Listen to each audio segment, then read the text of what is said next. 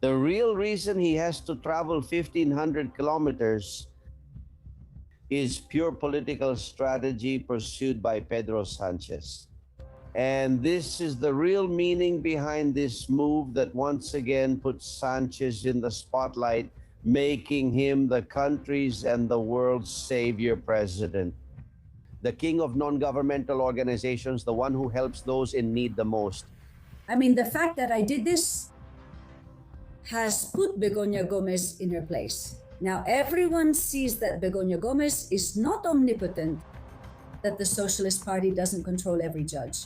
So it's a plus for Spanish justice for all good Spaniards, so that we don't have to be afraid, and even if they take us to court, if we do things right, we win. I'm glad about this change of opinion from Abascal, because 4 months ago, he was saying that the Spanish electoral system was one of the safest in the world. He was saying this just 4 months ago, right? So, well, it's not just our work, but yours too, Albert, and all the YouTube channels and, well, collaborators and panelists who are denouncing this issue. Then the only difference is that we report it with evidence, and obviously within that evidence, within that multifaceted fraud aimed at maliciously influencing an election, there are many factors. You came after me, so I'm going to come after you too. And in the end, I end up in a fight where you realize that you're the small one and they're the big ones, okay? Even so, you're not going to silence me because you won't shut me up, and I'm going to keep defending this sector because there are so many women and men who work and depend on this, so you won't silence me. Actually, you're just going to make me angry, and there might be more surprises. I'm going to tell you something, and I'm going to confess something here to my confidants. I got many calls offering to hire me in Venezuela. Tell me, as a Venezuelan who hasn't set foot in my homeland for 27 years, forgive me, wouldn't I want to be on the stages where I grew up? Where I became an artist? Where I built my beautiful career with soap operas, with national and international concerts? Of course I would, but you know what? I won't sell myself to tyranny. I would never sell myself to tyranny for anything in the world, because I have something that maybe isn't important to the world, but it is to me, and that's dignity, dear Albert.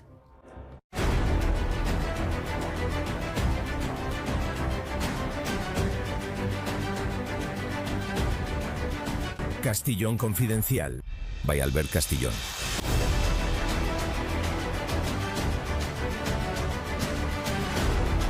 Welcome. How are you, confidentials? How are you doing?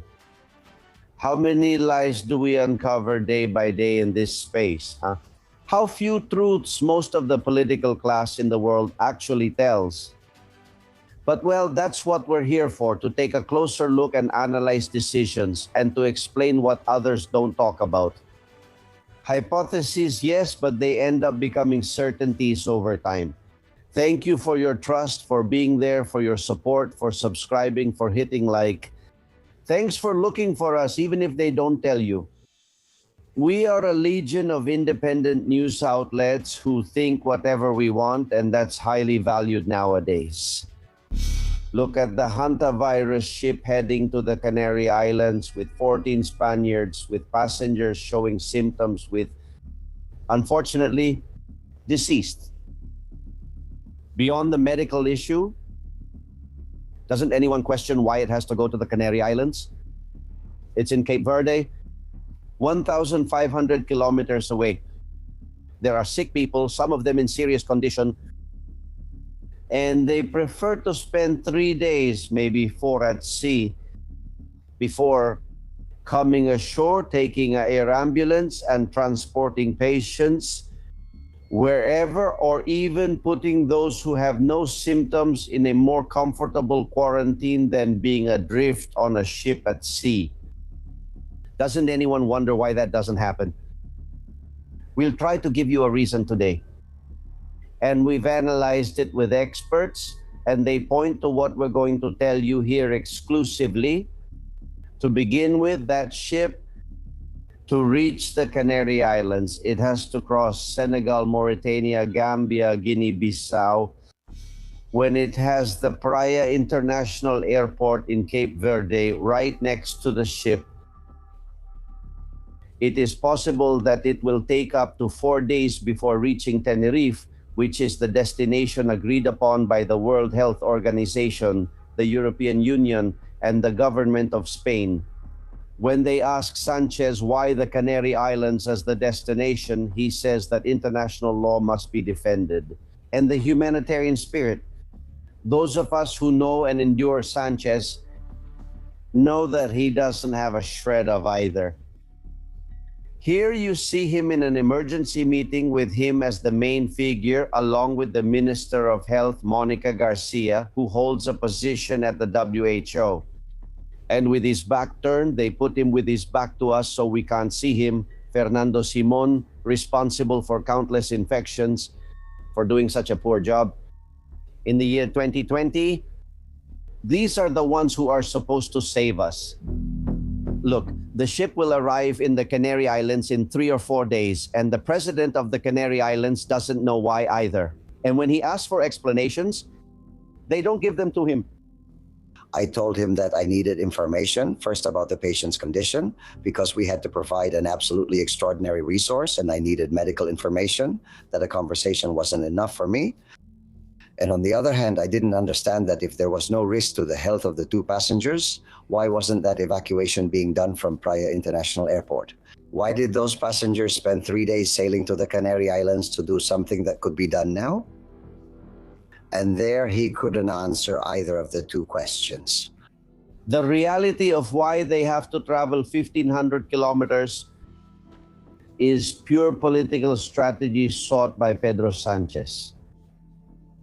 Let me tell you, in 2025, a year ago, Donald Trump ordered payments to the World Health Organization to stop 278 million. He said enough was enough. They would not go back to that organization. The impact for the WHO was brutal. And among others, Pedro Sánchez came to its aid. In 2023, Spain, the Spanish government, gave the WHO about 9 or 10 million euros. Every year it was the same. Well, when Donald Trump stopped helping, Spain showed up and multiplied the amount 20-fold. 60 million euros were given to this organization last year. That made Spain return to being present on the WHO executive board. And there he placed Monica Garcia, the meme, the doctor mom, you know.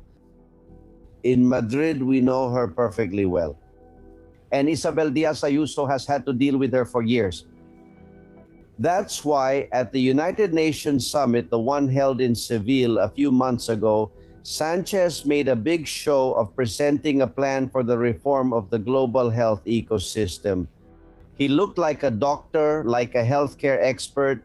He even signed a pandemic treaty with the WHO, him, who was president in the country that handled the 2020 pandemic the worst and had the most deaths. Many healthcare workers because they didn't have protective equipment. Gentlemen, the World Health Organization and the European Union proposed the Canary Islands because Sánchez proposed the Canary Islands to them. And because in Cape Verde, they don't want to see them, they don't want to help the sick people on that ship. They were looking for an island to limit the possible spread of this hantavirus if it were to spread. It's always the Canary Islands' turn. When the little bug hit in 2020, where did the first case start in all of Europe? On the island of La Gomera. What have the Canarians done to be treated so badly, to be used as bargaining chips? Look, when Pedro Sánchez gets obsessed with something, he buys it, not with his own money, with yours. He allegedly already did it to reach the presidency of the Socialist International. According to our confidential information, he wants to be the next Director General of the World Health Organization. And this is the real meaning behind this move that once again puts Sánchez in the spotlight, with Spain and its president cast as the saviors of the world. The king of NGOs, the one who helps those in need the most. Of course, in return, you give me a position that will suit him very well, because the current Director General of the WHO will leave the position in August 2027, and he wants to be the one chosen.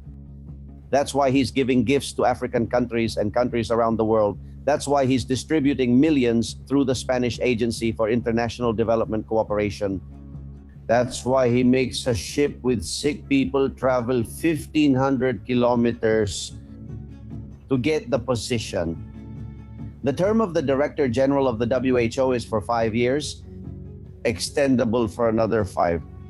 Nothing would please Sánchez more than to be away from Spain for 5 or 10 years, pretending to be the world's benefactor, buying and selling vaccines to Bill Gates and other pharmaceutical companies. He would be the happiest man on the planet. Once again, friends, the Prime Minister who came to power illegally, cheating even in his own party's ballot box, lies again to achieve a goal, a personal goal, which you will end up paying for. Courage and strength to the Canary Islands, which are once again going to be used and manipulated for a purely political purpose. Welcome, we investigate.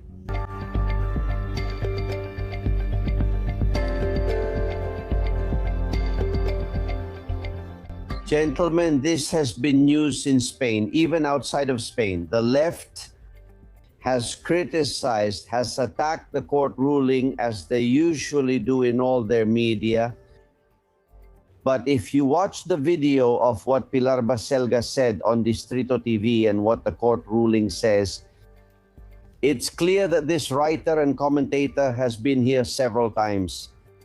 She was acquitted of defamation. The first thing that stands out is that Begoña Gómez, Sánchez's wife, either watches Distrito or has someone explain it to her and ends up suing, demanding 20,000 euros from a woman, a broadcaster who works at a small TV station. And in my opinion, she exaggerates or makes a poorly understood satire of calling him Begoño, a word I've never used because I think we should accuse them for their actions, not for personal matters. But still, anyone can have the right to make a mistake. I make them too. He has been acquitted. The judge of the Madrid Criminal Court number 22, because she says that the term is not insulting by itself, that it's a joke, that it's part of humor. That's what the ruling says. Maybe the expressions used could have been humiliating, derogatory, and insulting, but they do not meet the criminal threshold needed to justify a conviction. I couldn't agree more with what it says, word for word. Pilar Baselga, welcome. How are you? Good. Very happy, I must say, very happy, because it was, as you said very well, it wasn't very fortunate. In fact, I said that several times during the trial. To be honest, I'm not proud of what I said. It was improvised. I have to say that Eurico Campano led me to it. That has to be said. I was talking about electoral crime, which is a super important topic for me, and he forced me in a way to talk about something else. I wasn't prepared for it, and I improvised. I've known Eurico Campano for years. He doesn't force anyone to say what they don't want to say. So I asked him for permission. I said, what do you think about us making a comment about this? Then he said, as it's on the recording, he says, I've talked about that too. There's nothing new in it. And that's, well, I think there are two things that have been very important. One, well, I admit that it's unfortunate and that there's no point in saying that. Other things I mentioned are interesting, but they've all been published already. And what outraged me at that moment, we're talking about 2022. Now, everyone knows that this lady is involved in a lot of things. She's about to be prosecuted, right? So this isn't news anymore, but in 2022, it was news. So I was very outraged because since June, Periodista Digital had published a lot of things related to the Africa Institute. This, what was it called?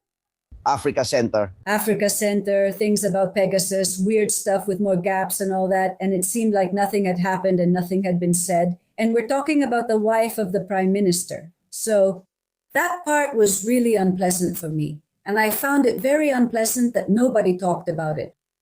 I mean, I was ahead of the curve. If I said this in 24, nothing would have happened. But look, in 22, what happened was that they were super empowered. I mean, this lady thought she could crush me or anyone who dared to say anything. But what I like about you is that you apologized, that you acknowledged that what you said was unfortunate. Distrito TV removed that part of the show to avoid further issues. Now, did you expect the verdict to be an acquittal? Because I assumed you were going to be convicted. Well, let me tell you, look, I left very happy because first she wasn't there. So I thought the same thing the judge thought. She says it. She says, look, you're claiming serious harm to your honor. I mean, terrible damage, slander, defamation. When we entered the courtroom, it was 2 years in prison and 100,000 euros. When we left the trial, it was only 20,000 and there was no prison anymore. But when I went in there, I thought, oh my God, this is crazy, right? So she didn't come. And then the judge said, I have to think if it doesn't bother you that much, you wouldn't be here fighting and defending your honor. Also, as the ruling says very well, which I really loved, there's a whole description about what honor is. You saw, right, what honor actually means. Honor is having a good name and a good reputation. And of course, in 22, maybe I could already claim having a good reputation and fame is one thing. But in 2026, when she's facing prosecution for 4 charges and they're asking for 20 years in prison, let's see how you defend her, especially when you don't even show up. And then another very important fact, I mean, the fact that she didn't come. The fact that her lawyer honestly wasn't good. I mean, she's the wife of the Prime Minister of Spain, and yet my lawyer was better than hers. And then to top it all off, the famous expert witness, well, I had the best one. I had Gabriel Araujo, who is the best. So Gabriel was perfect. I mean, he's truly a court expert. And it turns out that Begoña Gómez's expert witness was a kid, because he really was a kid, extremely young. He looked like he had just come out of Pablo Iglesias's tavern, you know, with half-torn jeans, dirty sneakers, unshaven, uncombed, carrying some dirty papers. I mean, totally unpresentable. And on top of that, since the lawyers for Jesus Angel Rojo and me were asking him questions, he didn't know how to answer, got confused, stumbled over his words, and finally admitted it was just a draft, not an expert report. Oh my goodness. So the Prime Minister's wife isn't able to pay him. Also, when my lawyer, Jose Luis Escobar, whom I highly recommend, asked her, an excellent lawyer? He asked her, but the expert evaluation, the expert report, did they charge you for that, Mrs. Begoña Gómez? And she said, no, it was the Socialist Party. So it became clear that it wasn't a personal matter for Begoña Gómez, but rather a party matter, that it was a party lawyer, a party expert, and Begoña Gómez wasn't involved. So here we are. How are we doing? We're testifying. This is very important because the party is funded with public money, and that public money from the Spanish Socialist Workers' Party, from what you're telling me, is the one who ends up defending Begoña Gómez, who doesn't hold a party position or any public institutional office, from any accusation. That's pretty serious. I understand that they have to do this in broad strokes. I mean, maybe they file 20 lawsuits a month and see which ones stick and which ones don't, and you were part of that operation. Are they appealing? Have they said anything? I don't know, because it just came out. It came out on Monday. I got it. I mean, everyone had it on Monday except me, the interested party, and they gave it to me on Tuesday. Well, I found out through Gabriel.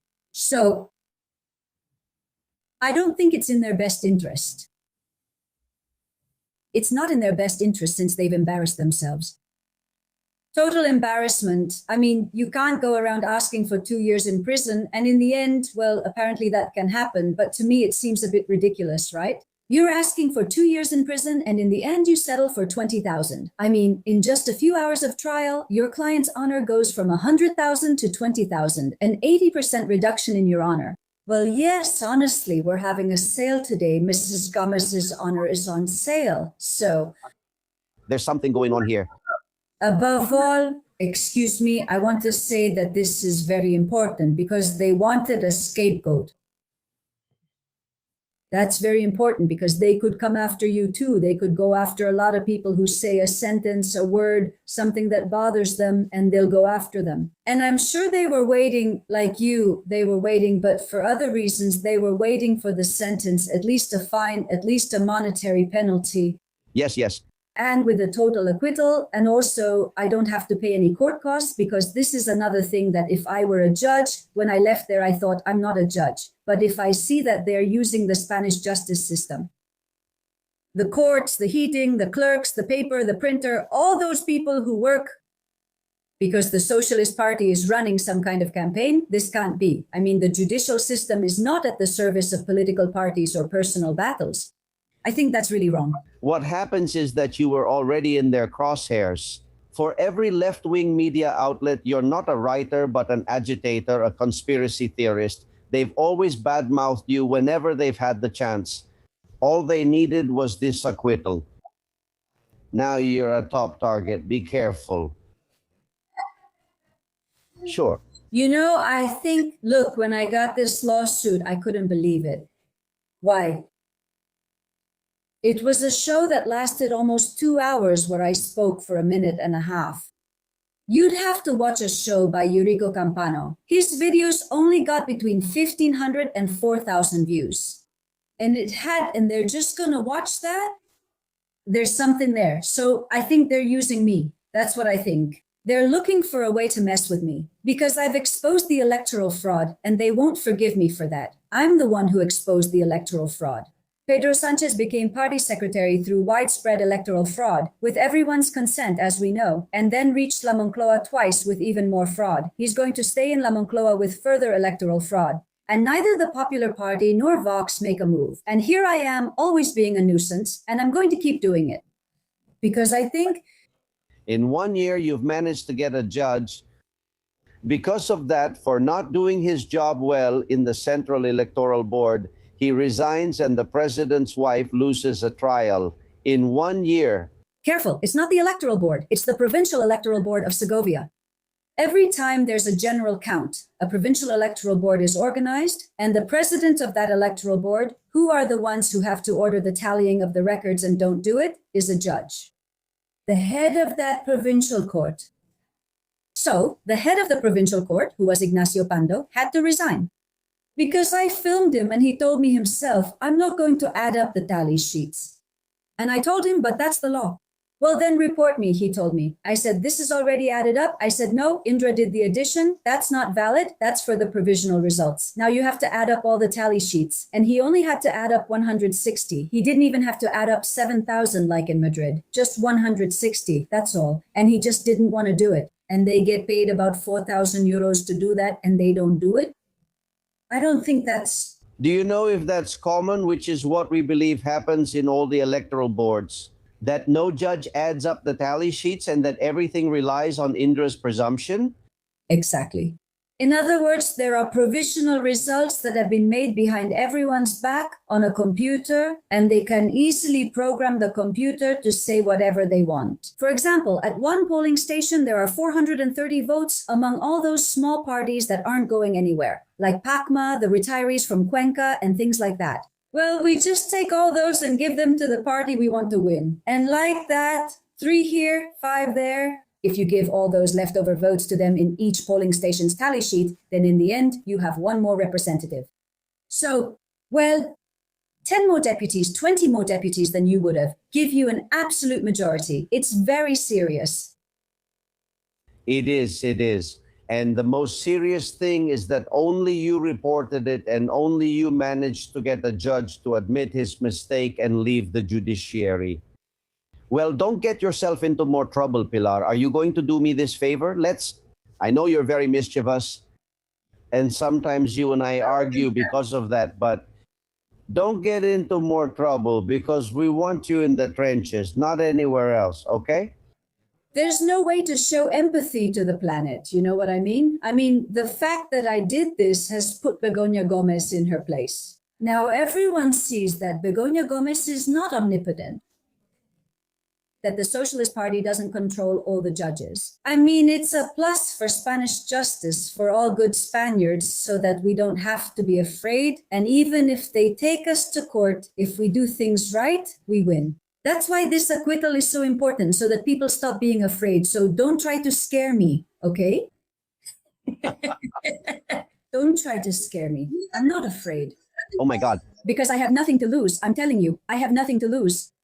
I don't have any money. I'm insolvent. Even if they had asked me for 200,000 euros as a fine, I couldn't pay it. If I ever go to jail, well, there's a lot of work in prisons. I'll teach, I'll educate the people there. I'll give them classes in history, geography, language, English, French, music, whatever, and I'll have a great time. I'll finally have time to write the book I need to, since work keeps me too busy. Going to jail could actually help, like Antonio Escojotado. Remember him? They put him in jail, and he said it was perfect for him because it allowed him to write the book he otherwise couldn't have written. Well, don't give them ideas. Don't give them ideas. No, I'm serious. At this point in my life, spending 1 or 2 years in jail doesn't bother me at all. There's a lot of work to do in there. A lot. What a character. Well, congratulations on that unprecedented legal victory. And listen to me. Be careful.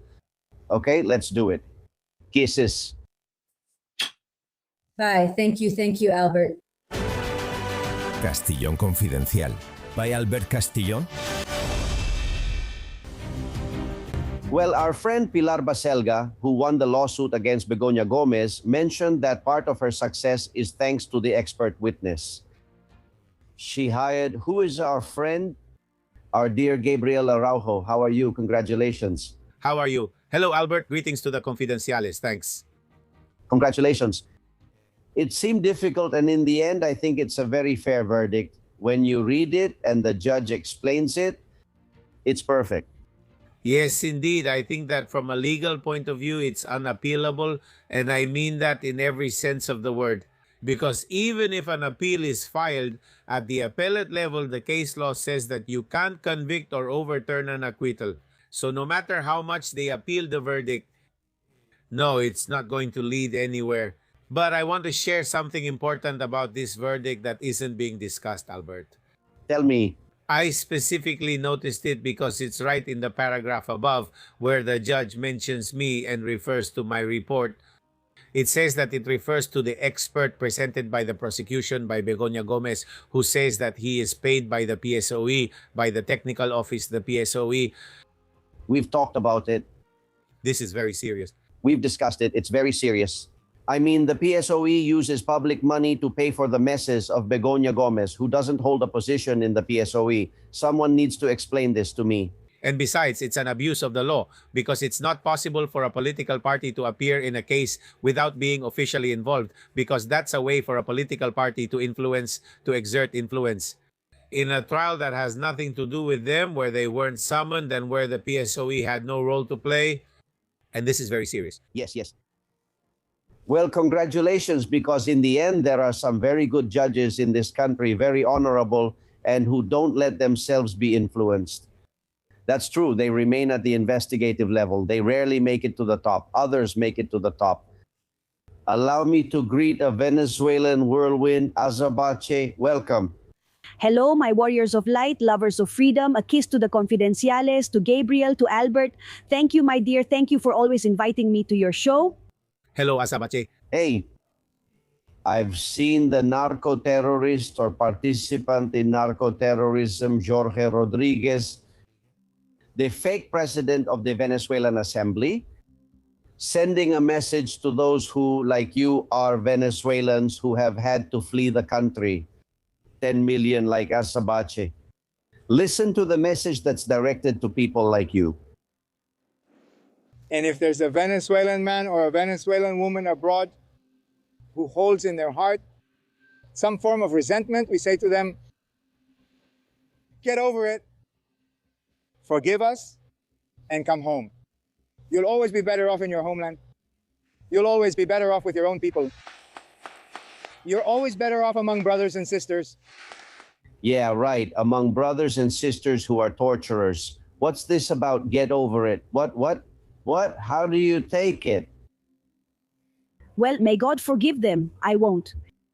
Look, this is reprehensible. We are talking about a regime that has violated human rights, committed crimes against humanity, and carried out extrajudicial executions. Here we're talking about a criminal regime that has oppressed the population for 27 years. This thing about embracing your loved ones. Look, that regime took away my family, my country, my career, and I'm just one of more than 10 million Venezuelans in forced displacement, which is a crime against humanity. I reject them completely. I don't forgive them. I want them punished. I want justice for Venezuela. And of course, justice for Venezuela will be justice for the world, because unfortunately, these people, the Venezuelan narco-terrorist tyranny, have also promoted the franchises of 21st century socialism. Sánchez is one of them. So it's also influencing countries that shouldn't be going through this disastrous socialism, an impoverishing model, Albert, and you know it, economic, political, social, moral destruction, destruction of language. Honestly, a disastrous model, yes. The worst part is when he says, get over it. I mean, stop with the nonsense and stop talking about it. They've already whitewashed us. The problem is yours. But how can they be so arrogant? They should be on their knees asking for forgiveness for the rest of their lives and in a cell. I don't understand it that way, that attitude. He said something similar the other day, announcing that big concert. I'd like to know who paid for the May 1st event. Jorge Rodriguez himself said this. The big finale will be next Thursday in the city of Caracas, and on Friday, a gift for Venezuelan women and men, for our workers, for our young people. A big festival, a big concert at La Carlota with 8 stages where national and international artists will come together, without any kind of reference to anything divisive, whether they are opposition supporters, Chavistas, or independents. There, what you'll have are artists singing for peace in different genres in reggaeton, and Oscar de Leon will be there. Singing for peace. And there was Nicky Jam, this American who will do anything for money. If the Castros hire him tomorrow, he'll fill a stadium too. It doesn't matter. He could go sing at the helicoid for the officials. Nicky Jam charges on average €500,000 per concert. We're told from Venezuela that here he charged triple because he knew there was some political fallout, right? And that they were going to use him politically. And he took away possibly, we don't have the contract, €1.5 million. But admission was free. Who paid for this, Azabache? Well, this is paid for out of Venezuelans' pockets, drug trafficking, and terrorism. Let's be clear here, and this is a good communication battle for the people. The state does not produce wealth. The state steals from the workers, from those who make an effort. And in the case of Venezuela, here there is a combination, I would say, of money from crime, drug trafficking, and terrorism. The thing with all this is that they achieved their goal because they understood Gramsci's principles, my dear Albert. Here they use culture, influencers, music first to distract the world, to normalize a criminal tyranny. And number 2, inside Venezuela, they also distract people. They sell them something as a gift when it really isn't. Because what matters to Venezuelans is freedom. We're talking about a population, and it's good for people to know this, that has more than 82% living below the poverty line. 35% of our children are malnourished, and 50% of the people are really living in extreme poverty.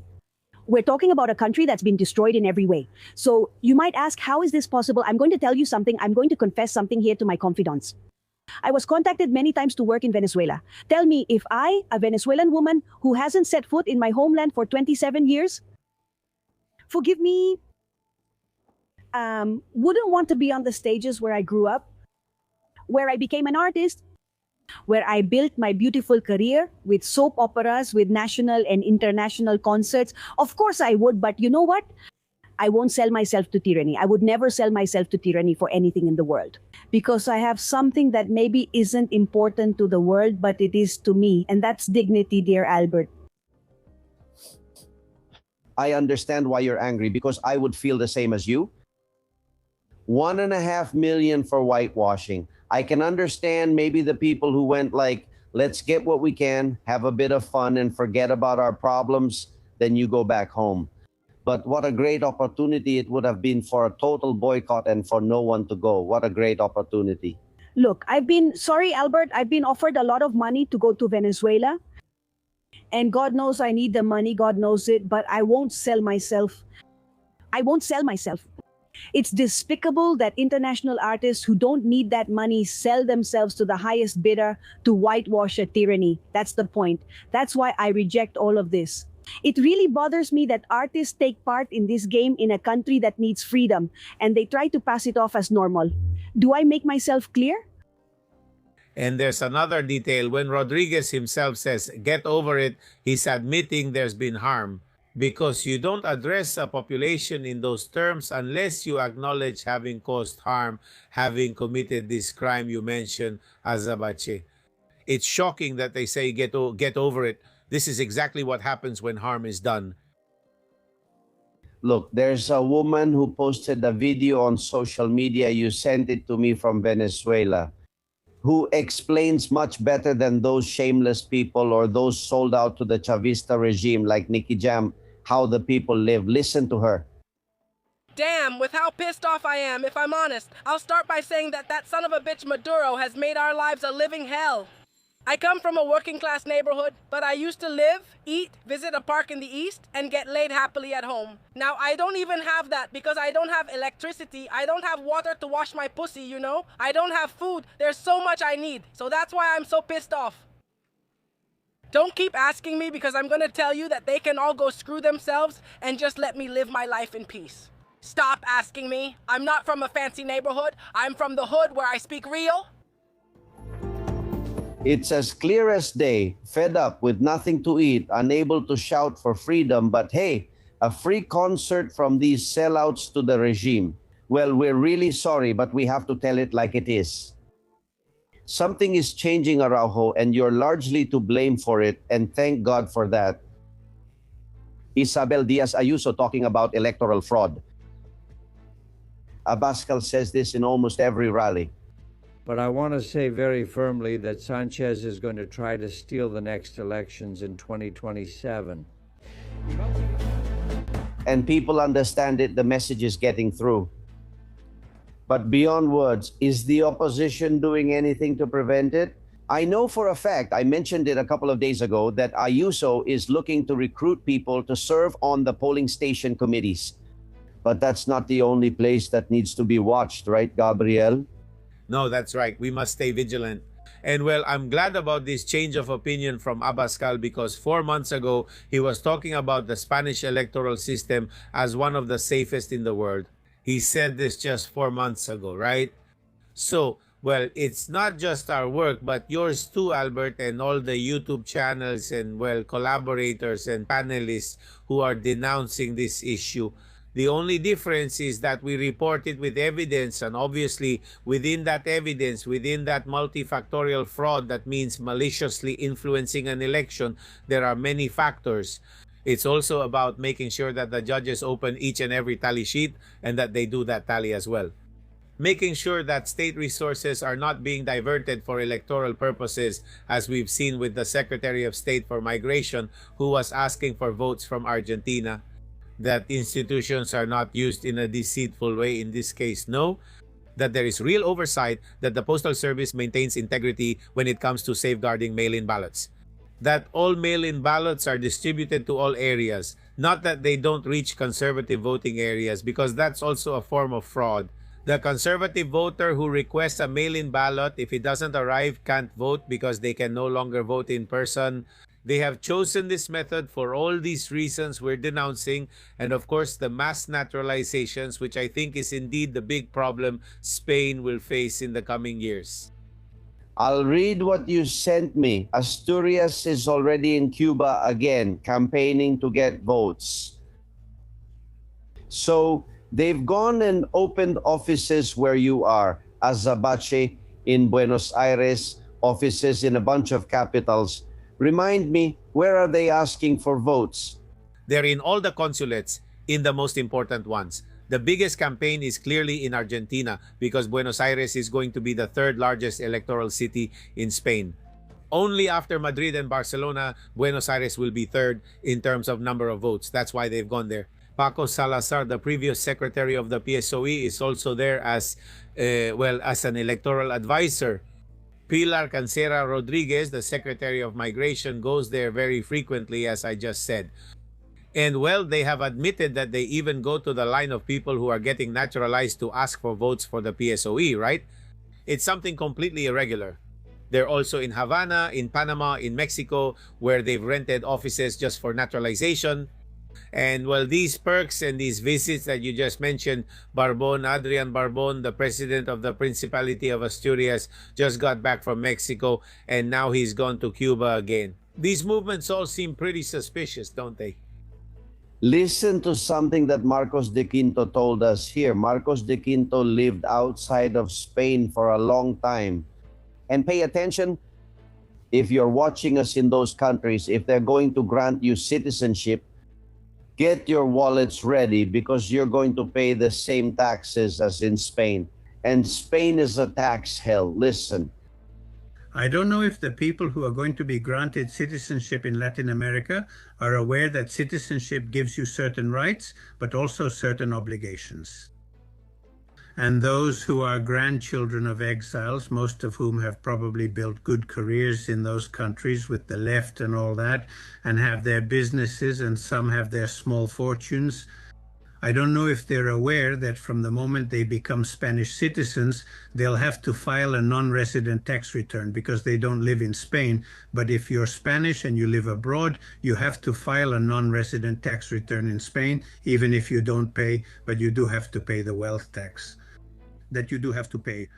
Do you think, Azabachi, that those who are becoming citizens in Argentina are informed about this, that they have to pay taxes in Spain and they can be high if they have assets?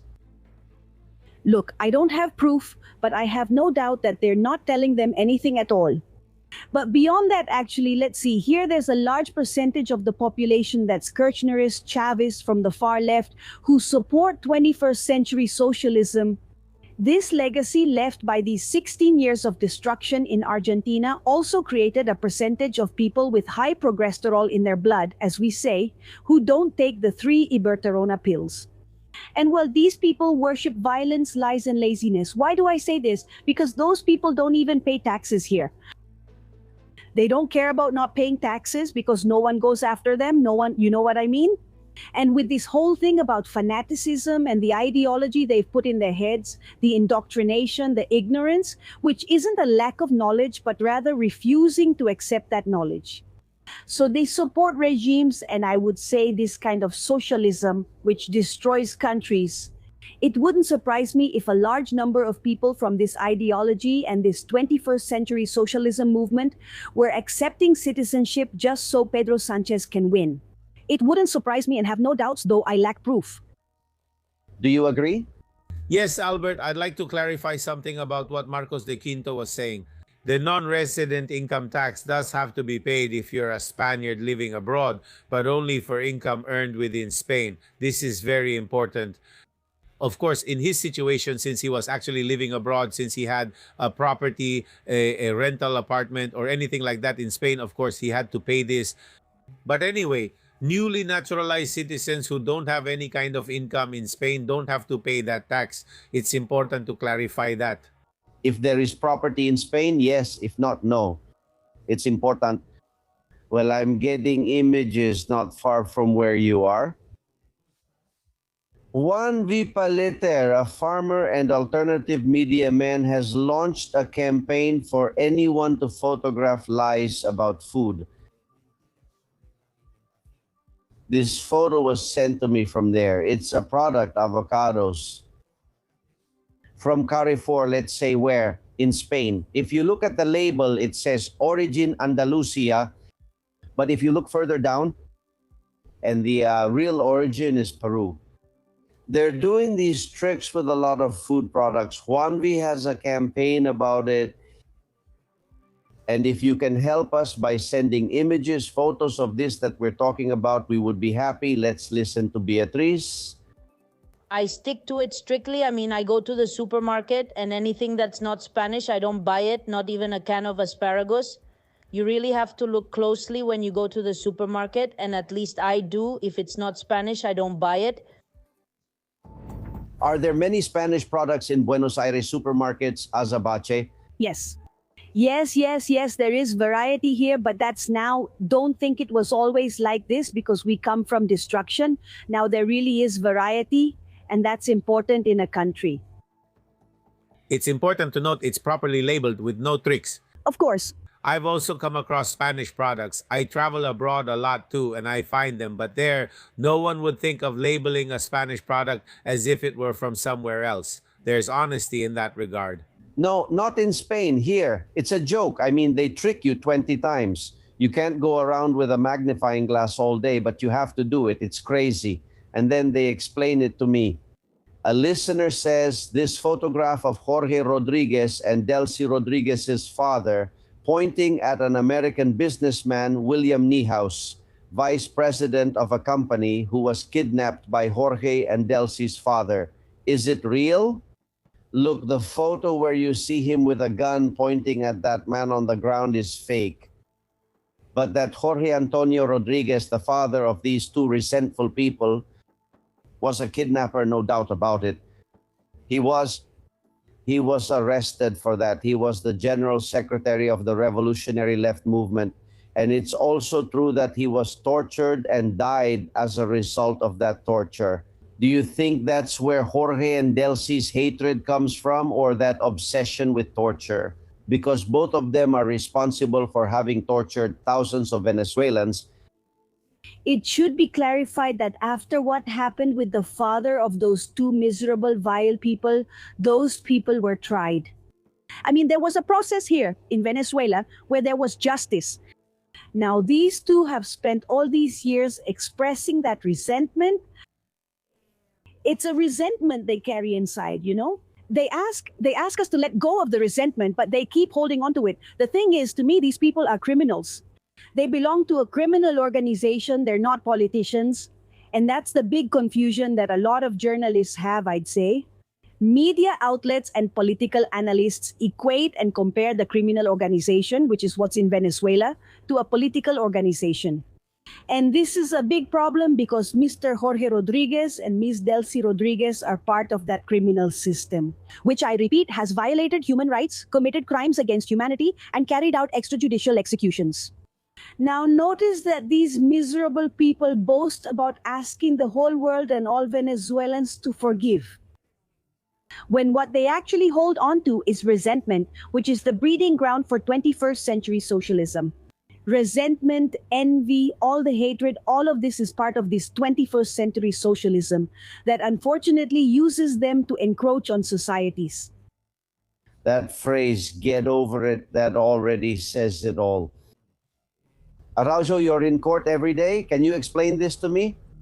The anti-corruption prosecutor, I used to believe in him. I thought he was one of the few in the prosecutor's office who would blow the whistle. He's the one who struck deals with Aldama and offered benefits to finally tell the truth. Well, yesterday when the mass trial was declared ready for sentencing, he saved Private Sánchez. Listen. Therefore, it's not about establishing a number one, a number two, or a number three. And of course, the Prime Minister wasn't number one, as Victor de Aldama rather boldly assigns him that role. In any case, what's this about? What's this about? Why does he have to make that clarification? Has someone leaned on him? Has someone told him you have to say something or you're out? What do you think happened there, Gabriel? Well, of course, someone gave him a warning, and it's none other than the Attorney General, Mrs. Peramato, who, besides instructing him not to reduce the sentence too much, asked for a high sentence for Victor de Aldama so that it would cost him dearly. Letting the cat out of the bag, obviously, or rather exposing it all, yes, clearly there has also probably been some recommendation in this regard, not to mention neither Zapatero nor Sánchez, which is also what Abalos' own son, Victor Abalos, said. He said that he was receiving pressure from Ferraz not to mention Sánchez or Zapatero at any time. So if Victor Abalos has received that, just imagine, my friends. Well, the pressure that Prosecutor Alejandro Luzon has received in this regard, plus the Public Prosecutor's Office is a hierarchical body, and that chain of command has to be respected. And there's also that prior meeting with the Attorney General, who undoubtedly must have given him these directives. How awful. What kind of country do we live in? We're becoming more and more like your homeland, Azabache. Well, and you know that a woman was murdered here. I should clarify that at first we were told she was a 16-year-old. No, she was an adult woman of Chinese origin. But that's not the serious part. It's that the Maghrebi man born in Morocco was the one who slit her throat in Espluga without even knowing her, just because he crossed paths with her and he has a long criminal record. Look, he arrived in Spain illegally in 2007. He had problems in Almeria, and we still don't know how far they went. Then in Burgos 4 years ago, he threatened people, including police officers. He climbed one of the towers in downtown Burgos and threw stones for hours while shouting Allahu Akbar. This savage, 37 years old, this murderer, according to our information, is in Cambrians in the psychiatric unit without ever having had any psychiatric history. And the 41-year-old woman of Chinese origin, murdered, suffering along with her family. The relatives have spoken. We want a clear and swift investigation, and we want justice. There has been no response from the police and no response to us either. Her father can't come here. He's in China, and we need more things to make it happen. We are scared right now in this place, in this neighborhood. We can't go home. Next to this place is, for example, Hospitalet de Llobregat. Marcos keeps sending me messages about how there are stabbings almost every night. I was talking with relatives I have there in Hospitalet, in Transpartalet and Sants, and they were telling me that this area is suffering from gang attacks, one of them being Moroccans, and they carry firearms. I mean, we've already reached the point of firearms. 80% of the attacks that are happening are by foreigners. Araujo, we have a very serious problem. You and I have reported it. The police know about it. The Ministry of the Interior does too, but nobody is doing anything to solve it. And if he shouts Allahu Akbar, they say he's mentally disturbed, so they don't have to admit he's a jihadist. Yes, and also here, Albert, dear Azabache, here, unequal treatment is being applied between groups or between citizens, depending on their origin, since some have more rights than others or are more protected than others. Because here that discourse apparently against xenophobia and racism is completely torn down. Because a clear distinction is being made in favor of one type of citizen over others based on their origin. Because here there is a Chinese citizen who is the victim, and by the way, that relative said that their father is in China. Let's see if the Spanish government will do something to help bring at least that father here or to facilitate the repatriation. Anyway, all of this is really terrible. We're receiving news about it every single day. On Tuesday, a minor was also stabbed by a Latino gang in Madrid, so I think this is obviously going to get worse. Because with this pull factor caused by the Sánchez government, it's clear that there's no control over the people who arrive at our border. They come in without any kind of check, with their name written on a napkin. And with that, it's enough documentation to obtain legal status and, well, to carry out all kinds of irregularities like the one we're talking about. Look, I'm sure you remember. This image from a television station in Ecuador went around the world. They were broadcasting live when an armed gang came in with dynamite, with pistols, forcing the cameramen, sound crew, and presenters to get down on the floor. Did you see it? I'm sure the video made it to Argentina, right? Yes, yes. It's the Los Tiguerones gang who ordered that attack to shout slogans. They grabbed a microphone, spoke as if they were someone. The person who ordered that attack is named William Joffre Alcibar Bautista, Commander Willie, and right now he's freely walking the streets of Barcelona and Tarragona. He is accused of 250 murders. And yet when he was arrested here in Spain, in Calafell, The National Court said that the Ecuadorian justice system had delayed in requesting his repatriation and that they couldn't keep him in prison any longer, so they let him go. He's delighted with the Spanish justice system. He says he's going to open a chain of barber shops, maybe to cut more necks. And to this day, his lawyer is Pigdemont's lawyer, Gonzalo Boye, who studied law in prison while serving a sentence for collaborating with ETA, with the terrorist group ETA. How could we not have problems in our country? This is unbelievable, Asabache. I mean, everyone knows he's the #1 narco-terrorist in Ecuador, and here he is, free, walking around on the street. Yes, it's unbelievable. Here we have to be clear that socialism, 21st century narco-socialism, is a partner of globalism, of the elites of terrorism. Here we're talking about people who should be, at the very least, in prison, and that's not the case. Look, I'm a migrant, and I know how tragic migration is, okay? There's a very important point here that needs to be addressed, which is the origin, not migration itself. The issue is that these kinds of regimes use migrants, the waves of migrants, to introduce criminals into different countries. So I want to make this clarification, and please allow me, Albert, because we can't generalize an entire nationality because of the crimes committed by these people.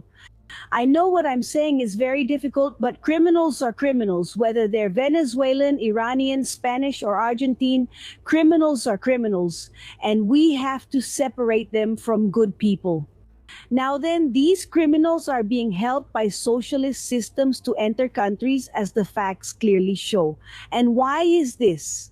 Because they need the criminals to finish taking control of the country. That's why we see this script repeating itself in different countries. Where they make things easier for them, they give privileges to criminals, drug traffickers, terrorists. They are even rewarded, I would say, above the country's own citizens. It happens again and again. This is a pull factor, Araujo. Now, how many criminals will say, I'm going over there, right? Of course. And even if it's not, if there's an easy, quick, and direct way to get money and above all power, well, even a normal person would be encouraged to turn to crime. We're seeing it ourselves in the field of cybersecurity almost every day. IT people approach those cyber criminals, they buy them off, pay them much better, give them a series of privileges, and they turn to cybercrime. We're seeing this, and this can be extrapolated to all different areas of life, right? Without a doubt. About immigration, Ivan, Jackson, Mark. Isn't Sanchez letting so many people in without control that in the end there will be a state of emergency, and that way elections can't be held because there's a war? There's no need for a new housing plan to accommodate Africans, Moroccans, Pakistanis, Algerians. In the municipalities where Vox and the People's Party govern, in the regions where the People's Party and Vox are in power, they should make a law that forces all leftist sympathizers to host 2 African immigrants in their mansions.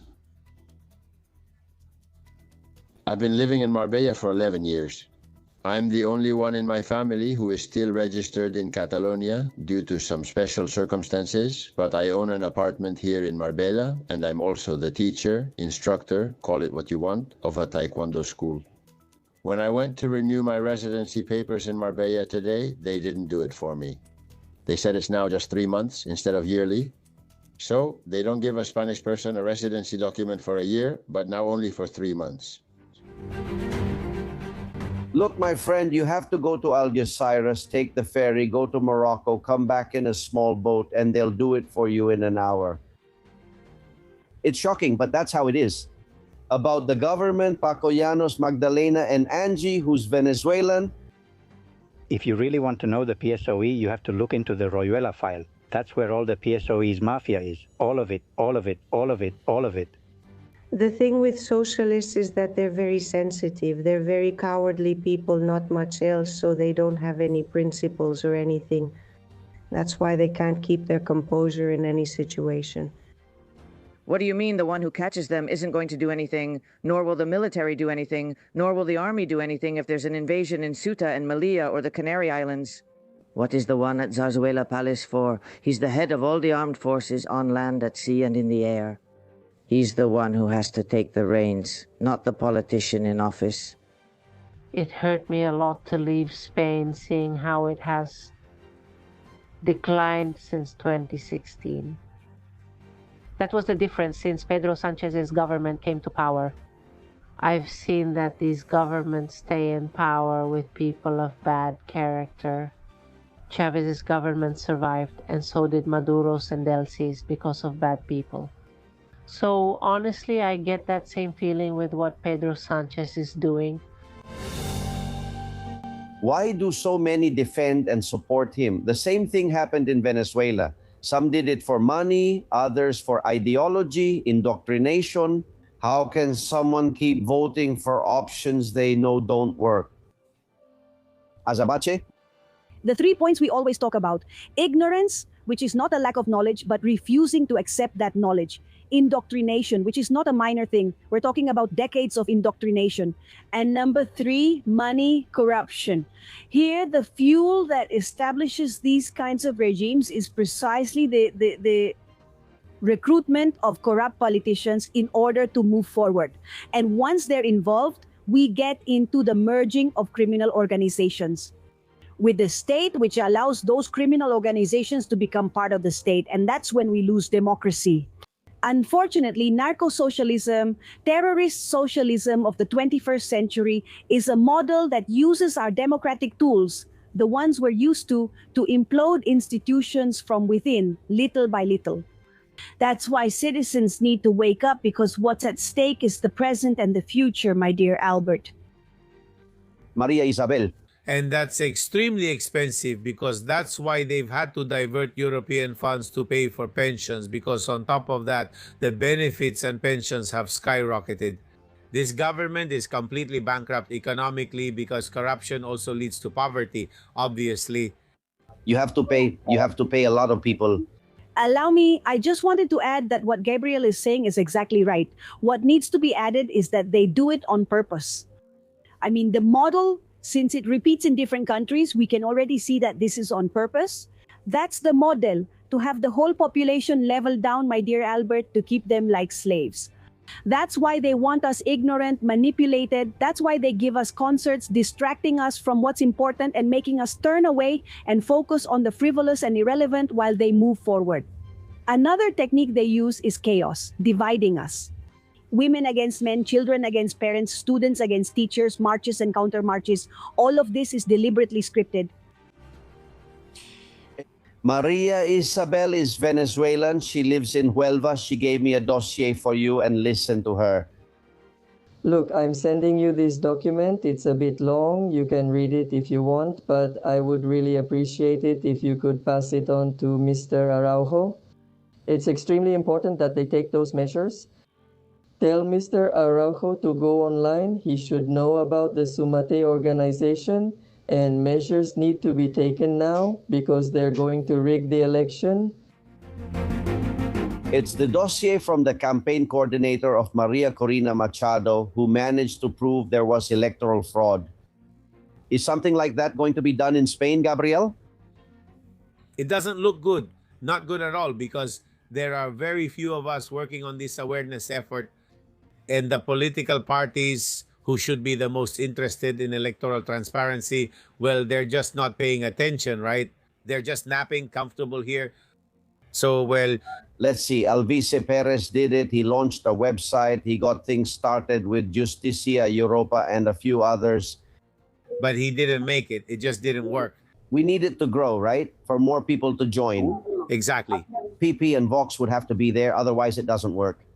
We agree. Exactly, yes. It has to be citizen collaboration and all the parties forming a united front, because that's the only way that Venezuela, for example, has been able to shake things off. The issue of fraud, not completely, but at least being able to get those tally sheets that Corina Machado was able to obtain, and being able to prove that it had been committed, not a fraud, but a coup d'etat, because fraud is changing the votes, and the votes weren't changed there. What was carried out by Nicolas Maduro was a coup d'etat. It's not recognizing the electoral result and declaring a different one. Well, to avoid that, obviously, all citizens and political parties have to be united. Allow me to add, Albert, allow me to add something, because Venezuela has gone through 33 electoral malpractices, 33. I mean, here we are talking about people who have voted, stopped voting, have done whatever it takes to expose this fraud. I just want to emphasize this because as a Venezuelan, it matters a lot to me. This wasn't the only fraud that was exposed publicly.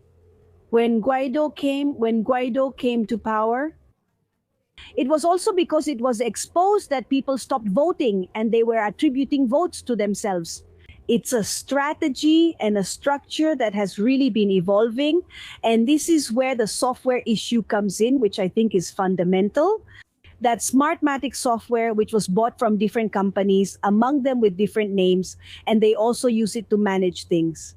Gabriel should know about this to change the votes. And also the whole structure of naturalized immigrants, they have a lot of tricks. Now then I would say to you, and allow me to say this, Albert, oversight not only of the polling stations, but also of the data. This is very important, a physical record of the whole process. I would add a fourth point, don't trust politicians, good citizens. This has to be a citizen movement, and if politicians join in, they are welcome. But you have to start looking now for ways to protect your democracy, your freedom, because if you don't, you will cry tears of blood. Here in Spain, Correos, a pro-Sánchez entity, is the one that collects the votes. The one who provides the data is Marlaska, the Ministry of the Interior, Sánchez's right-hand man. And the judges, when they have to count the tally sheets and add up the votes again, they don't do it. They trust Indra, a company controlled by Sánchez. And how could we not have doubts, please? It's not just about putting the vote in the ballot box. Well, listen to Ramon and Raul. All those Argentinians who managed to vote in the Spanish elections vote for Sánchez. Well, we have a very powerful weapon in Argentina, which is Milei himself. We know Abascal had direct ties to Milei. We could ask him to give us a hand to publicly discourage those Argentinians from voting in the Spanish elections. Because just like they wouldn't like Spanish people who aren't Argentinians to decide the political future of their country, Spanish people don't want foreigners, even those who act Spanish, deciding our political future. It seems that there's a proposal to put a person at each polling station to photograph the records and all that. So I think it's time to stop focusing on individual names and surnames and for everyone to focus on the common good, which would be to hold elections that are as fair and as clean as possible. Could Milei do something? Could he send a message to those who are becoming Spanish citizens, many without ever having set foot in Spain, in Argentina, and say, don't make that mistake? This is where the battle over messaging and ideas comes in. I can't speak for what Milei is going to say, but Milei is a libertarian. Absolute respect for other people's life plans. The thing is, this doesn't happen by imposition from the state. This has to come from the initiative of the citizens. If a lot of people come together and build a narrative that snowballs, really exposing what the setup is, and the consequences of what Pedro Sánchez wants to do to screw, excuse my language, but you know I'm politically incorrect, to screw Spain. So ladies and gentlemen, here a huge snowball is created. I'll give you an example. During the election campaign, Milei was attacked through various media campaigns, astonishingly across all media outlets, with money put up by Lula da Silva, Russia, and a lot of people so that he wouldn't come to power. What made Milei come to power? The citizens who, knowing it was a lie, started pushing narratives that snowballed. That's why, from my point of view, citizen engagement is vital to stop these people. I'm sure that Milei will surely make statements from his position and from his, his libertarian perspective, which I am also libertarian, so I understand him a lot. He can talk to you about the consequences of socialism and what has happened in the region, but never impose himself. This has to be an initiative from the people. Marcos de Quinto told me today on May 2nd, there were no social networks or parties, and people took to the streets and drove out the French who were occupying Spain. Well, this is up to us, and that's the truth. Araujo, you, Distrito TV, Pilar Baselga, and a few others, and this humble program, We've made it so that in 3 years, the politicians have started to get their act together. Ayuso is starting to have doubts. Abascal talks about it at every meeting, but this movement needs to grow. We don't have time, right, Gabriel? No more and no less than the influence of information, of reliable information. That's why we always try to present evidence for everything we say, right? Here, what we have to fight against is pro-government disinformation, which indeed comes up before every election and is spread by all the regime-friendly media outlets. And they say, for example, be careful about voting for the right because you'll lose your rights. Women will go back to their homes to be beaten by their husbands, things like that. This is said, and it's a huge trap, and it's also told to voters living abroad. So this is the problem, that there are official lies, and this has been said by the European Parliament itself. Precisely that resolution from June 30, 2023 regarding electoral interference from outside countries. What's really being perpetrated here is this disinformation, and it's the official channels themselves that misinform and lie about the electoral processes, right? Be very careful with. And that's where the lie is, Albert. The heart of the communications battle is the lie. Seize on it, contrast it with the truth, create content, and build the snowball effect I'm telling you about. Very important. Let's go to the newsroom. Latest messages. Susana Gash, tell us. We're still here, Albert, in the Castellon Confidential newsroom, and it's been a week of congratulations for these 4 years we've been doing the podcast. People from all the confidentials keep congratulating us, and from here, from the newsroom and the whole team, we thank them. In the case of DGDG, he says that PP and PSOE voters should react, and if they join that march out of sheer disgust with this system of corruption and crime, we'll have to see who are the party representatives who dare to show up and who don't. We'll see. Marticia also says she doesn't know why we pay the armed forces. If they're not good for defending Spain, then they should leave because they're not helping us at all, and now is when we would need them the most. Nikki says that we are living in the midst of a battle between good and evil, and it's already clear who is evil. On the other hand, Maria says that this is not a democratic country. It's a country whose people are absolutely submissive and heading toward a narco-dictatorship. We all say it, but no one listens to us. Mikel says that when politics becomes corrupt and puts Spain or its unity in any kind of danger, the army should step in. Above all, priority over Spain and also over the Spanish people. And Luisa says, congratulations, Albert Castillon, for your boldness, for the way you explain things, for understanding that in politics there are people like me who are older and we don't understand it unless you leave that door open for us. Not only to understand it, as I said, but also to express our opinions freely. Congratulations on the show.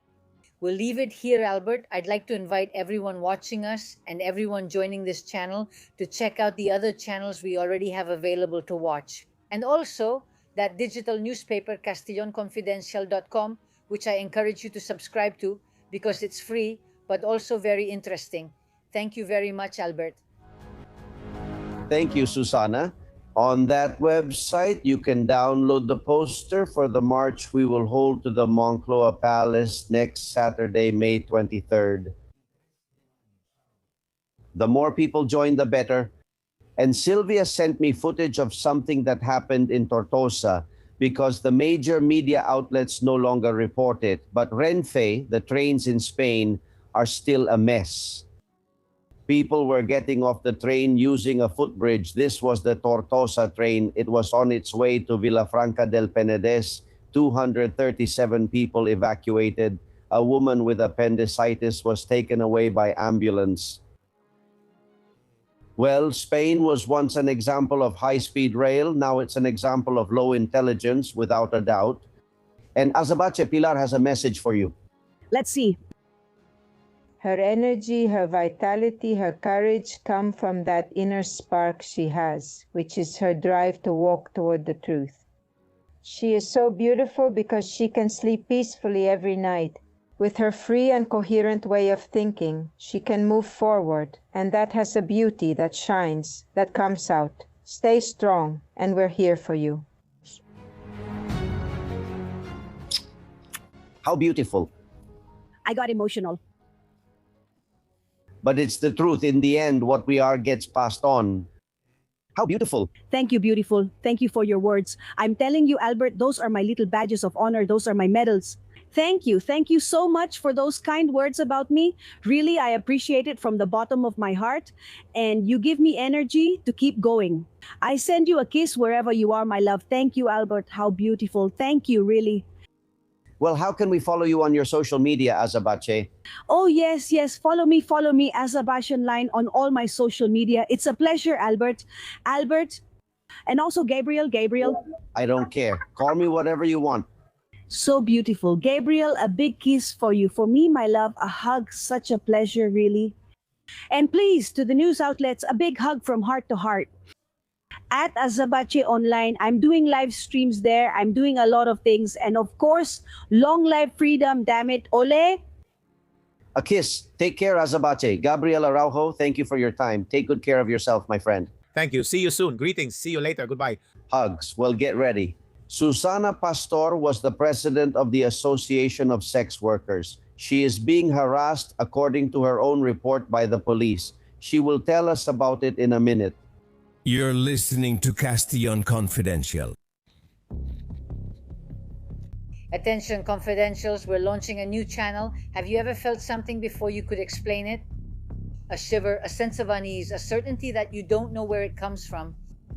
Your body knows it, it always knows it. Introducing Tu Cuerpo Sabe, a scientific channel where we explore those invisible signals that your mind doesn't understand yet, but your skin does. Sensations, intuition, energy, what you feel before you even realize it. Discover what your body has been trying to tell you for a long time.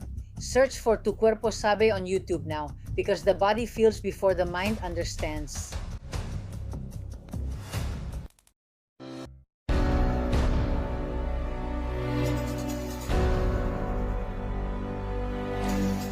Gentlemen, you know that this government has a lot in common with a criminal gang. We've been saying it since they came to power. Now we also know that from day one, they started stealing left and right. And there are many cases that show this, some of them close to a verdict. There is fear among those who speak out, like Aldama, who has expressed concern for his physical safety, and Abalos, his son. He says that the family is having a hard time because they're afraid something might happen to them. And the same goes for Coldo Garcia, who says he won't reveal anything to protect the life of his youngest daughter. We're talking about pure mafia terms, typical of gangsterism. Well, there's an important detail. When someone is in a criminal organization but has the powers of a state at their disposal, it's tremendous. The police, the civil guard, there may be members who do the work dictated by a person or a party, not by the law or a judge. There's a woman who has done a lot to uncover all this, mainly related to Abalos and other deputies, because they used sexual services, but then they voted for the abolition of prostitution in Congress. She has been denouncing this hypocrisy by naming names, and I'm told she's already fed up with harassment. My dear friend Susana Pastor, how are you? Hello, hi. Well, here we are, just like you said, right? Dealing with, well, inspections. But above all, police inspections, which I keep saying, I know the order doesn't come directly from the police, but I am going through inspections that maybe I shouldn't be experiencing at such an intense level. How many have you had? How many times has the police come to your business, to your house, to ask to inspect it, and for what reason? The first time this happened to me was during the Abalos affair, when I had to close my place, as everyone here already knows. They broke into my house to steal, but the only thing they took were USB drives.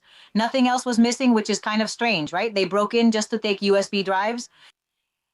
But that's still under investigation. Nothing has ever been found out, and it's still ongoing. The third time was this summer when I said that there were more members of parliament who had allegedly mistreated women they had hired for payment. And I also got a thorough inspection, but it was an inspection that lasted Monday, Tuesday, Wednesday, Thursday, and Friday, until I finally got tired and said, that's it, it's over, you're not coming in anymore because that's enough unless you come with a warrant.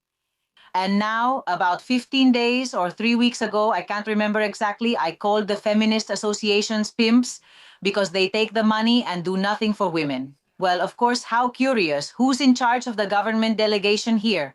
Pilar Bernabe, right? Is it a coincidence? I'm not sure, but it's too much of a coincidence that every time I speak up, something happens to me. Who comes to your house? Which police force?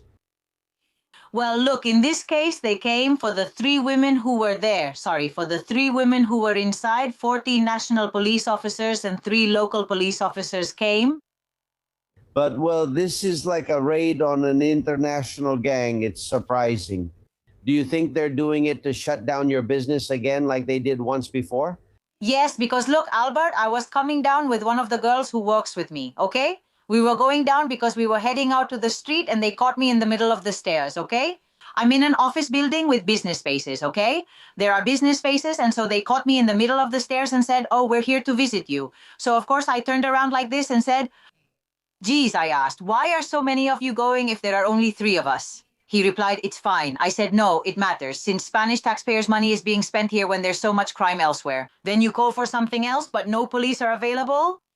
We went upstairs and they asked everyone for their passports. I think that's good and normal for them to do. But where are you going with 14 plus 2, plus 3, sorry. Where are you going with so many people for an inspection? Just a passport inspection. So, of course, they blocked it off. I'm in a hallway, okay, where there are local offices, okay? And they blocked off that hallway. Nobody could get through. Why are you doing that? If you come to ask for passport, besides, my door has always been open. If you need me, my door is open for you and you can come in as far as you want. Even if you want to search, I have nothing to hide since I don't do anything illegal, so go ahead.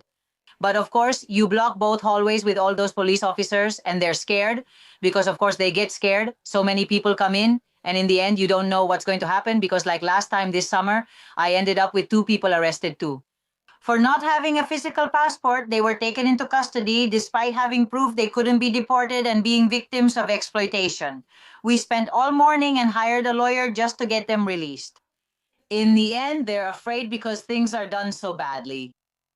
Of course, if everyone sees all that, my neighbors, then in the end, what do they say? This woman has to close down because we don't want any of this here? It's logical. Damn the day when Abalos said, "Don't you know I'm the minister?" He told you that. He went to your place to use sexual services because that day changed your life. A lot. It changed my life a lot because, of course, I'm also someone who fights for what's mine and for the people I care about.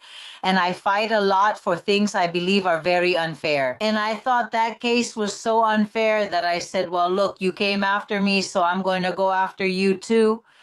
In the end, I find myself fighting, realizing I'm the small one and they're bigger. But still, they won't silence me and you can't either. And I'm going to keep defending this sector because there are so many women and men who work and depend on this. So you won't silence me? Actually, you're just going to make me angry and there might be more surprises. Hey, are you surprised that they're afraid of the people around Sanchez's government? People like Abalos, Coldo, or Aldama. Look, I'm not surprised, okay? Because, for example, every time they come, they actually give me more strength, okay? But of course, in the end, I've never involved my family in all of this, okay? I don't follow my family on social media. They don't follow me. Nobody knows who they are. I'm really careful about all this, Albert, because my family is my family and they have nothing to do with what I do, okay? I also think you sometimes make mistakes knowing you're committing alleged crimes. Like these people, you can't mix your personal life with what you're doing because in the end, it's going to end badly. Yeah. What do you think? How do you think this situation we're living through will end? It's unprecedented in Spain, right? What we've heard in the mass trial is shocking. A lady who is a sex worker and says no, that she's a dentist. I don't know. It's all very strange. It's all very absurd, isn't it? For those who then vote for... Just look at that. Abolition. There's something that worried me yesterday, something a congressman told me, and it's true because I get along very well with some congressmen, not because they're clients, okay? It's just that I get along with them because they've listened to me, all right? And yesterday he told me, isn't it funny that nobody asked about the VAT, that it even appears in the UCO reports and nobody asked about the VAT? So in the end, that's really what matters to us, right? We're all focusing on the workers they've hired, on all of that, which in the end isn't even a crime. The crime is if they paid for it with public money, obviously, but none of us are really worried about the real crime, which is where that VAT money is, where the money is. Anyway, we're worrying about things that are absurd. You know Abalos, you're both from Torrent. Do you know where he keeps the money? If I knew, I would have said it. I have some clues, and I think they're outside of Spain, of course. Well, it's not like he told me himself, but you move in circles you didn't before. So, of course, people start telling you things. You meet people from all sorts of places. They've always said it's abroad in some Caribbean country, but I'm not sure. So, since I don't know, and no one has shown any proof that he's there either, but, well, in the end, wherever it is, it's not going to surface, and we're not going to recover it, right? What embarrasses me is the way the trial is being conducted. It's honestly shameful. For such an important case, it's just shameful. The way everyone is laughing and how everything is being focused on the fact that they hired sex workers, forget about that. We already know they did it and it's not illegal. What's illegal is the money they used to pay for it, okay? They're hypocritical. They push for abolition and claim to be the most feminist as socialists, yet they're in court with private scandals exposed. That's what we need to look at. Well, about Jessica, she has to know what she wants to say and what she doesn't want to say, obviously.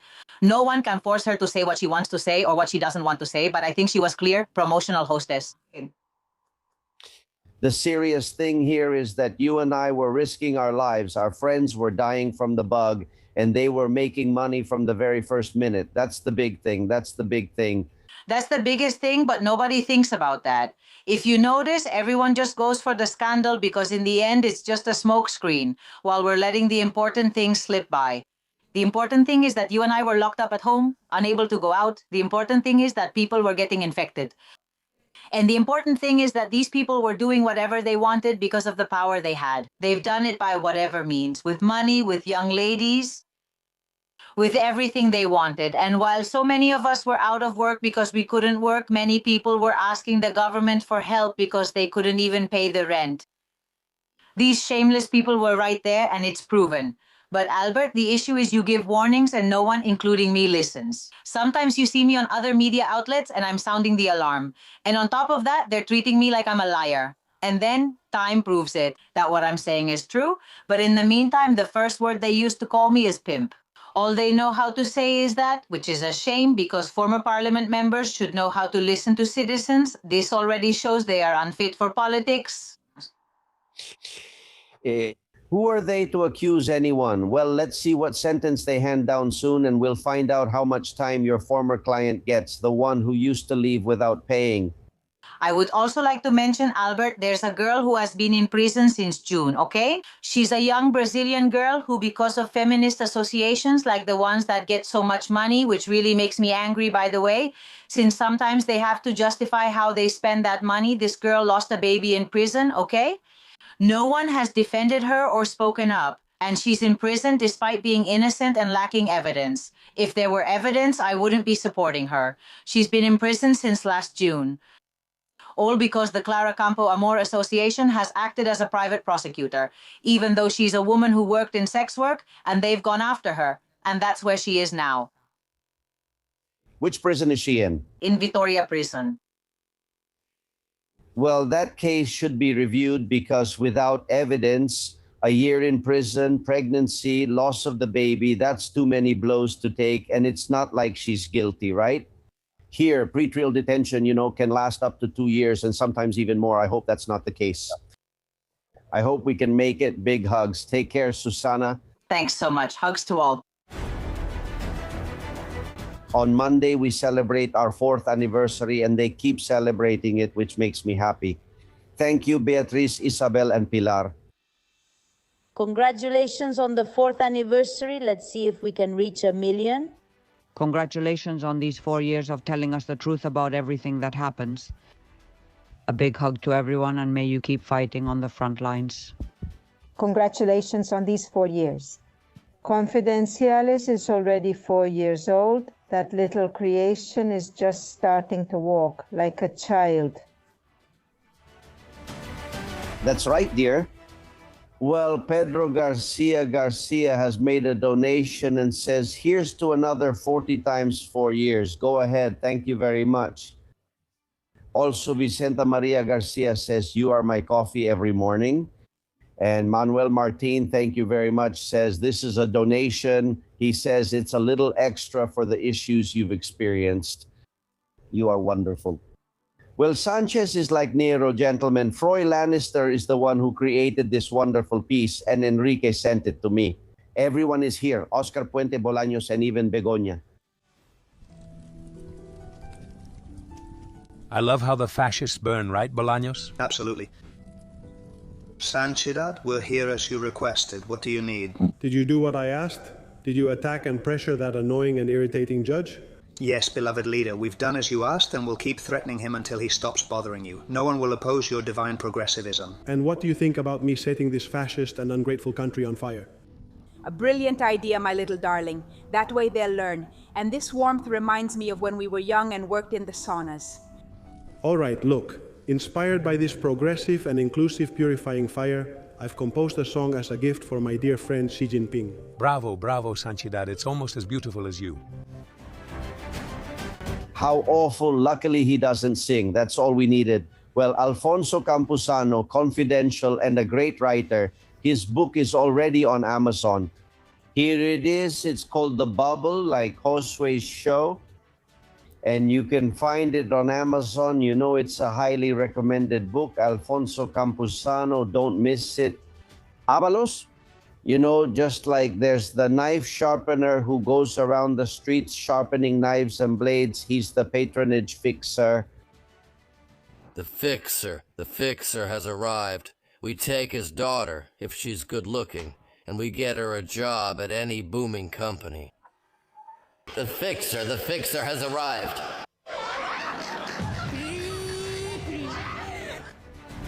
The fixer, that's what he did. He used his connections to get people jobs. By the way, Abalos will have Torrente's voice for the rest of his life. If you've noticed, he'll never get rid of it now. Well, Fernando Simon is meme material and he really deserves it. Right now, from what we know about hantavirus is not easily transmitted from person to person. It's very difficult for it to spread. There are cases of person-to-person transmission, but they are very rare. And he's protected with 20 gas masks. Well, of course, if they want to send the ship, you already know why. We mentioned it at the beginning, to take over that WHO director position, one more step to achieve it. Why always to the Canary Islands? Isn't there anywhere else? Everything always goes there, to the Canary Islands. Abraham, who is in Tenerife, the island where they will receive that ship full of viruses in 3 days, has a message for them. Did you hear what happened? A rat hospitalized with the Moncloa virus. Look, I just can't. I feel so sorry. The rat passed by there and said, "It smells bad here." Sure enough, it went inside. It said, "Well, this is for me." It went inside and ran into Pedri, who at that moment was doing his business, which is screwing Spain. He was there screwing Spain. He was meeting with Angel, someone who truly loves and is passionate about the Canary Islands, doing everything he can for the good of the islands. And so the two of them were meeting. The rat stared at them and said, "Ah, this feels familiar."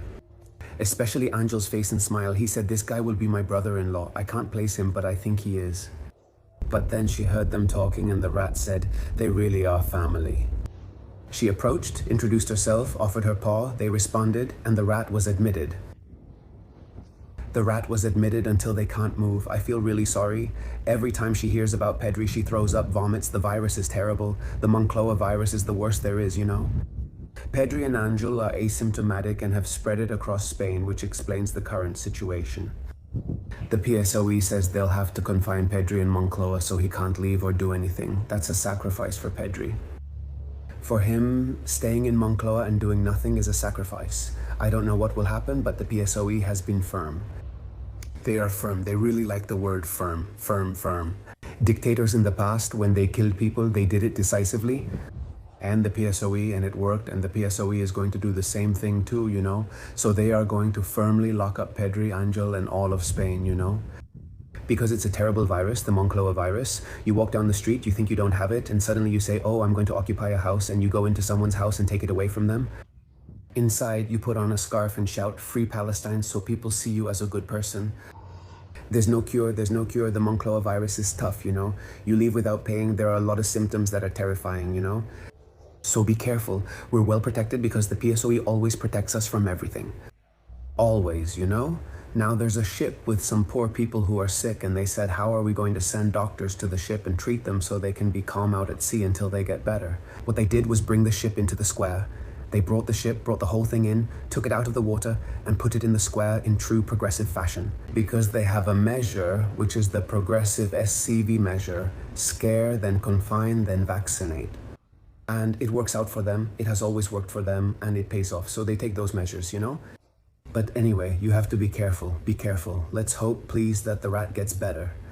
I mean the one who is hospitalized.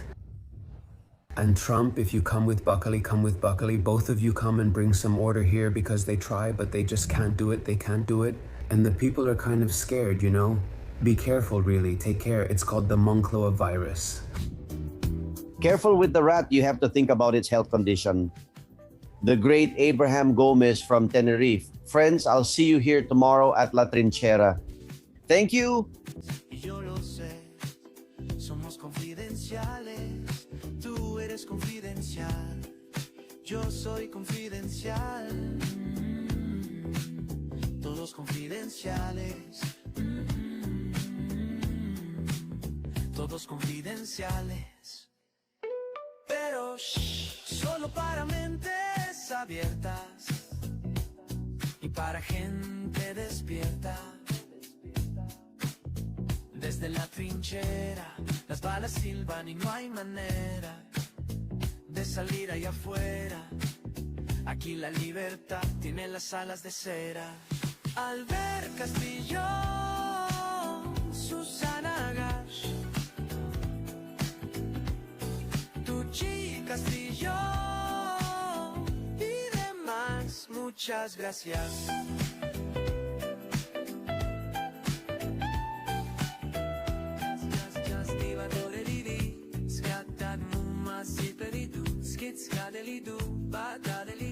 Con esto y un bizcocho, hasta mañana a las 8.